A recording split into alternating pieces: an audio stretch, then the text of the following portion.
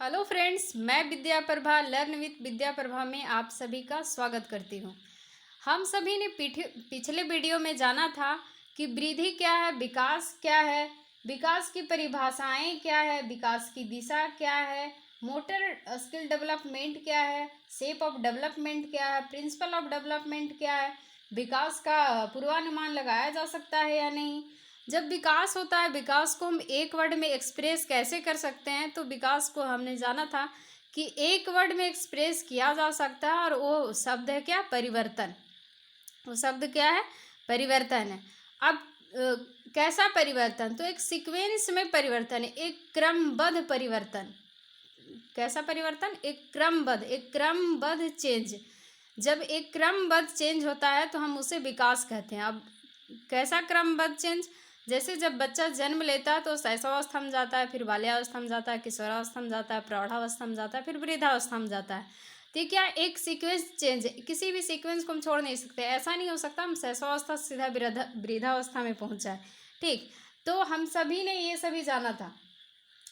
जब विकास होता है तो हमारे जो कुछ चिन्ह होते हैं, जो जब हम शैशवावस्था में होते हैं तो उस समय हाँ, हम लोग के अंदर जो कुछ गुण होते हैं वो चेंज होकर बाल्यावस्था में कुछ चेंज होता होते हैं। और जैसे हमारे जो दूध के दांत होते हैं वो टूट जाते हैं। जब हम किशोरावस्था में पहुंचते हैं तो जो बॉयज़ होते हैं, जो लड़के होते हैं, उनका आवाज़ मोटा हो जाता है, जो लड़कियां होती है उनका आवाज़ पतला हो जाता है या सुरीला हो जाता है। तो ये विकास में होने जो परिवर्तन हो रहा है, यही क्या है, विकास है।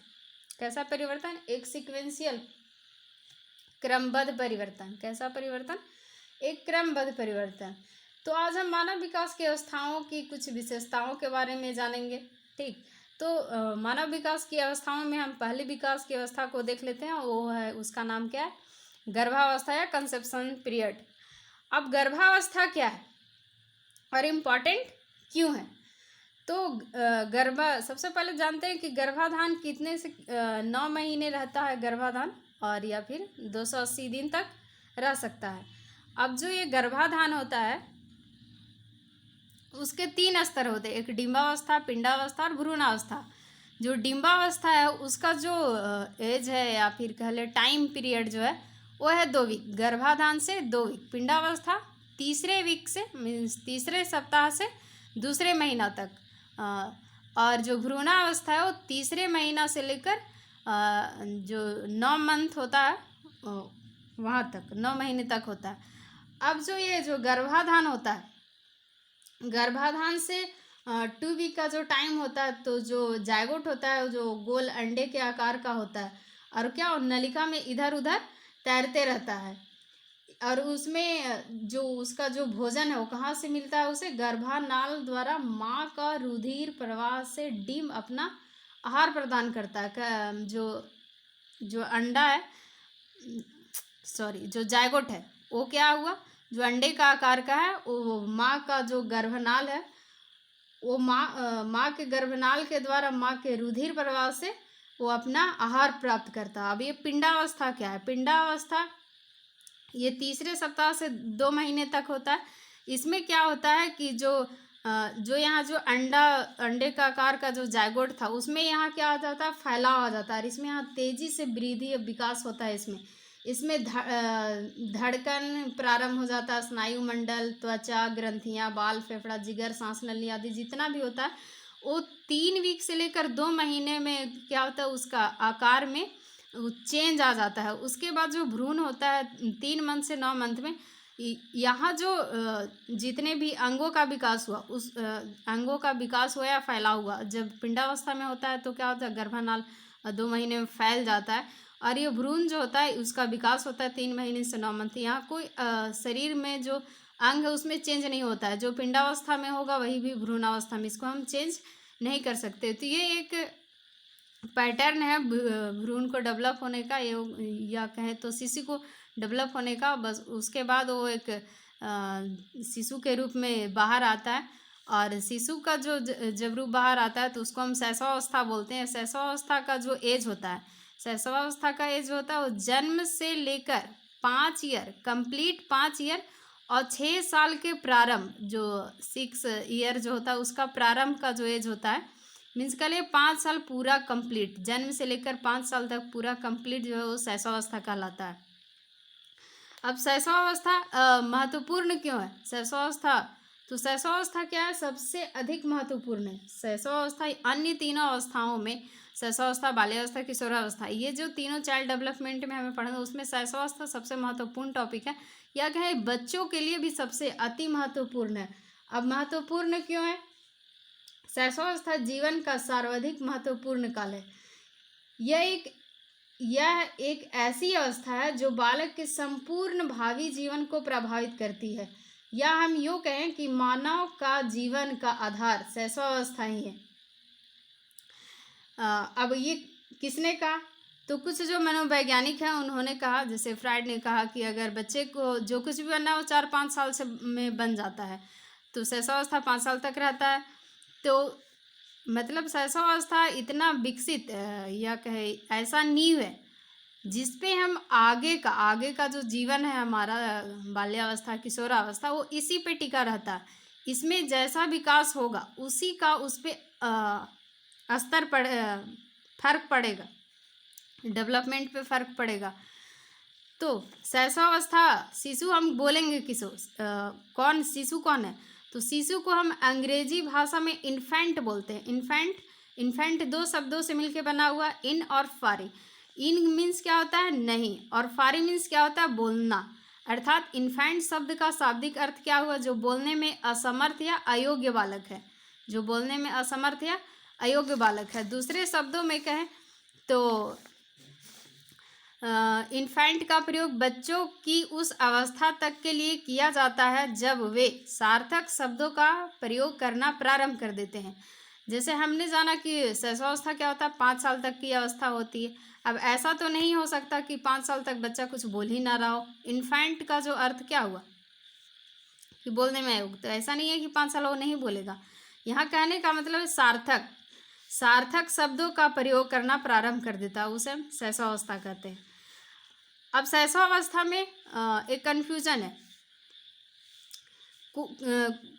जो जैसे पहले जो पेपर हुए उनमें जो शैशवावस्था बोला जाता है वो 0 से 2 साल कहीं लिखा हुआ है, कहीं जन्म से 2 साल लिखा हुआ है, तो वो पेपर पर डिपेंड करता है। लेकिन जो शैशवावस्था वो 2 साल तक या फिर 3 साल तक, ये दोनों हो सकता है according to exam point of view, और ये बुक के व्यू से चेंज हो जाता है कहीं कहीं, क्योंकि सारे बुक में अलग अलग है। लेकिन 3 साल तक को हम ये शैशवावस्था बोल सकते हैं, या जन्म से 2 साल तक शैशवावस्था, और 3 से 6 साल तक को हम क्या बोलेंगे? उत्तर शैशवावस्था या पूर्व बाल्यावस्था। पूर्व बाल्यावस्था और उत्तर शैशवावस्था का एज जो है वो एक ही है, 3 से 6 या फिर 2 से 6। आप एग्ज़ाम पॉइंट ऑफ व्यू से इसे देख सकते हैं।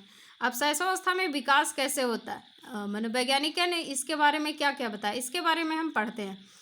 तो शैशवावस्था में न्यूमैन ने कहा कि 5 वर्ष तक की जो अवस्था होती है वो सबसे शरीर और मस्तिष्क के लिए बड़ी ग्रहणशील होती है। हम जो बच्चों को बताएंगे उसका अफेक्ट पूरा जीवन, अमिट छाप उनमें उनके जीवन भर पड़ता है। किसने कहा? न्यूमैन ने। फ्रायड ने कहा कि मनुष्य को जो भी कुछ बनना होता है वह प्रारंभ के वर्षों में ही निर्धारित हो जाता है। कब? जब 4-5 साल का बच्चा होता है।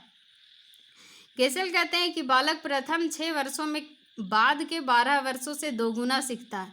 मीन्स कहने का मतलब है कि 6 वर्ष में जितना बच्चा सीख रहा है, 12 वर्ष में वो जितना सीखेगा उतना पहले ही वो उससे 2 गुना पहले ही सीख चुका है। मतलब अगर हम कहें कि अगर 3/3 है तो 2/3 कहाँ सीख लिया है? शैशवावस्था में सीख लिया। किसके अनुसार? गेसेल के अनुसार। गुडेनफ ने क्या कहा? गुडेनफ साहब ने कहा कि व्यक्ति का मानसिक विकास जितना होता है उसका 50% कितना? 50% 3 वर्ष में हो जाता है। किसके अकॉर्डिंग? गुडेनफ के अनुसार। अब हम शैशवावस्था के बारे में पढ़ते हैं, शैशवावस्था के विशेषताओं के बारे में जानते हैं। तो शैशवावस्था में शारीरिक विकास में तीव्रता होती है, मानसिक विकास में तीव्रता, सीखने में तीव्रता, दोहराने की प्रवृत्ति, ये सभी उसके क्या हैं? ये सभी उनके पॉइंट है। किसके? शैशवावस्था की ये विशेषताएं हैं। अब शारीरिक विकास में तीव्रता, शारीरिक विकास जब बच्चा जन्म लेता है तो क्या होता है? उसका शरीर तेजी से वृद्धि होता है, उसमें तेजी से वृद्धि और विकास दोनों होता है। जब प्रथम वर्ष में होता है, जब वो जन्म लेता है, जन्म का जो प्रथम वर्ष होता है उसमें विकास बहुत तेज गति से होता है। लंबाई और भार तेजी से वृद्धि होती है उसमें। शरीर के अन्य भाग जो मांसपेशी है उसमें भी बहुत क्रमिक विकास तेज होता है। कैसे? तो जब बच्चा जन्म लेता है तो जो 3 kg का एवरेज उसका वेट जो बालक का कितना होता है 3 kg, लेकिन 6 महीने में उसका दुगना वेट हो जाता है, तुरंत 6 kg हो जाता है। मतलब ये क्या है, मतलब तेजी से वो डेवलप हो रहा है। तो ये हुआ शारीरिक विकास। उसका जो हाइट है वो भी बढ़ जाता है, वेट है वो भी बढ़ जाता है, उसकी जो मांसपेशियां हैं वो भी डेवलप हो जाती है। तो ये हुआ शारीरिक पक्ष का विकास।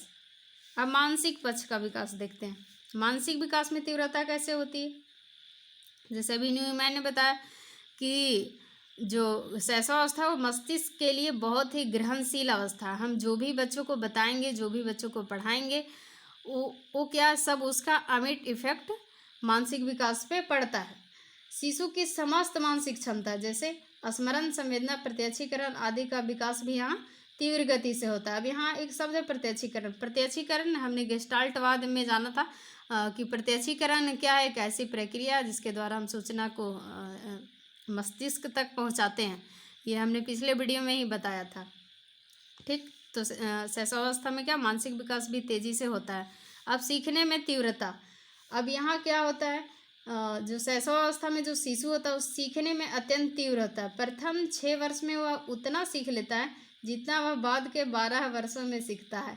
ये बात किसने बताई थी? गेसेल ने बताई थी। ठीक, कि जो बच्चा बहुत तेज़ी से सीखता है, जो जो सिखाएं वो मतलब इतना ग्रहणशील है कि बहुत तेज़ी से वो सीख जाता है। अब दोहराने की प्रवृत्ति, तो दोहराता बच्चा कैसे है? तो शैशवावस्था में शिशु क्या करता है कि अपने, हम सभी देखते हैं जो बच्चे होते हैं जब हम बोलते हैं तो तुरंत तुरंत दोहराने लगते हैं और उनको दोहराने में अच्छा फील होता है। उनमें क्या होता है, दोहराने की प्रवृत्ति पाई जाती है। कब? शैशवावस्था में। और दोहराने में जो आनंद आता है उस दोहराने के कार्य से वो सीखते हैं। कौन? बच्चे जो शैशवावस्था में होते हैं। अब जिज्ञासा की प्रवृत्ति, शैशवावस्था में शिशु जिज्ञासा की प्रवृत्ति बहुत अधिक पाई जाती है। जो शैशवावस्था, इसमें क्या होता है, जिज्ञासा की जो प्रवृत्ति होती है वो क्या होती है, बहुत अधिक पाई जाती है। वो उसको अगर हम कोई खिलौना दे दें तो क्या करेगा, उसको तोड़ फोड़ के इधर उधर करके देखना चाहेगा, उसको छू के देखेगा, फेंक के देखेगा, पटक के देखेगा कि क्या ये जो कैसा है, नहीं है, क्या इसके अंदर भरा हुआ, उसमें तरह तरह का उसमें को मन करेगा कि उसमें चेक करें कि क्या है, इसमें नहीं है, मेरे यूज़ के लायक है या नहीं। क्योंकि नीड पे भी फोकस किया है किसने? गेस्टाल्टवादियों ने। तो जिज्ञासा की प्रवृत्ति होती है, जानने की उनमें इच्छा बहुत ज़्यादा पाई जाती है। अब है पर निर्भरता, जब बच्चा जन्म लेता है तो क्या होता है, दूसरे पे डिपेंड होता है, वो खुद पे नहीं, एक असहाय असुरक्षित वातावरण में होता है वो। और अपने हर एक चीज़ के लिए वो किस पे डिपेंडेंट होता है? अपनी माँ पे डिपेंडेंट होता है, दूसरों पे निर्भर होता है। अब है आत्म प्रेम की भावना। आत्म प्रेम की भावना क्या है? शिशु में स्वप्रेम की भावना, खुद से मतलब प्रेम करने की भावना अधिक होती है, जिसे हम नार्सिज्म कहते हैं। ये जो टर्म नार्सिज्म है वो फ्राइड के द्वारा, सिगमंड फ्राइड के द्वारा दिया गया था। ठीक, शिशु अपने जो जो उसके पेरेंट्स होते हैं, माता पिता, बहनों का प्यार वो चाहता है कि बस केवल हम ही को मिले।